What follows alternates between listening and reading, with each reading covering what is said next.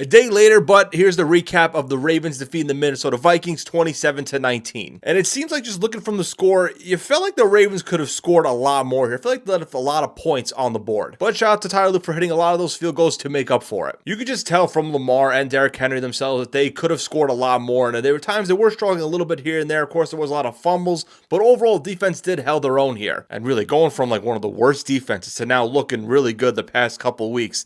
This is really good. This is another much-needed win. I think this was kind of the turning point now for the Ravens heading in a more positive direction. Listen, if the offense can click a little bit, because again, there are weeks where the offense does click a lot, and this was just, again, one of those weeks where it really wasn't clicking fully, but they still got the win here. But I keep saying it, big ups to this defense. 2 picks, Malachi Starks and Marlon Humphrey here. I love seeing Starks getting another interception. Still want to see some more sacks here. Only 1 sack for the Ravens defense, but they were putting a lot of pressure on J.J. McCarthy here, so again, I can't complain too much about that. Despite after the first drive in the first quarter where you're like, oh boy, are we going back to that same old Ravens defense? But now 2-2 on the road here. Another win here, 3 in a row now, moved to 4-5. 1 game back behind the Pittsburgh Steelers for the AFC North title. Again, can't complain too much. You want a little more from the offense and maybe a little more on the sacks than on the defense here. But again, a win's a win, a nice win here. 4-5, like I just said. Next week, they got a divisional game now at Cleveland. That should be really interesting. I know the Browns are a struggling team, but again, Ravens-Browns, it's always a crazy matchup between these two. Let's hope it's kind of a recap of week 2 when they blew them out of the water. But again, you never know with the Browns and Ravens rivalry matchup. The turning point, the Ravens' turning point is here. Protect the flock.